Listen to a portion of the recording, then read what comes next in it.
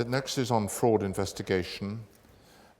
Victims of fraud are now asked to report their crimes to Action Fraud, a national facility. However, they, Action Fraud, do not have powers to investigate.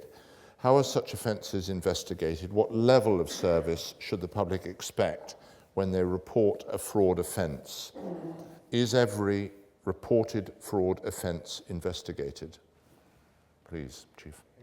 Okay, thank you very much indeed. Action Fraud emanated from the approach from banking, the business sector and the police service and government, whereby it was very much identified that fraud was not being assessed or nationally. It's believed to be one of the biggest threats to the national economy.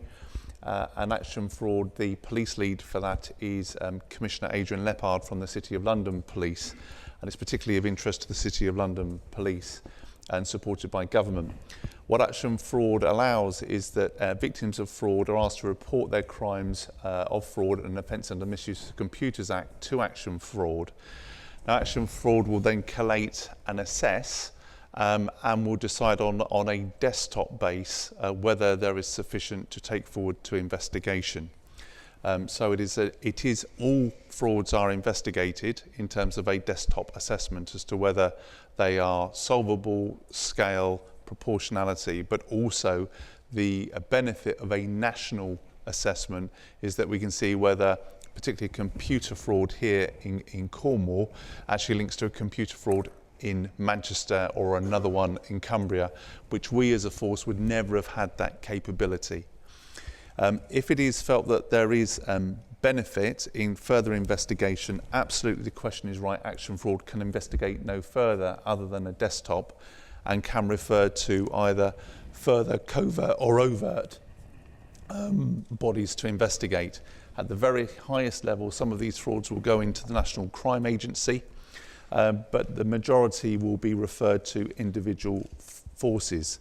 When that happens, so when a fraud has been reported centrally, a letter should come to the victim from Action Fraud informing them of what will happen next with their report and particularly which force it has been referred to. And therefore, it could be a fraud that is very much happens here but may be referred to another force to investigate, but certainly the victim should be told that. So the public, therefore, in summary, expect an initial investigation, a desktop-based investigation, a letter to inform them whether the fraud is being further investigated or not, and to which police force or indeed National Fraud Office or the National Crime Agency it's being referred to. What should also happen, where I think there is a vulnerability, and we'll need to link in, Commissioner, with you as you develop your own victim services, ensuring that victim support is referred to as well, because obviously the victim support needs to be local to where the individual lives, albeit the investigation may be being conducted by another force or agency, and none of us want to see the victim falling in the middle.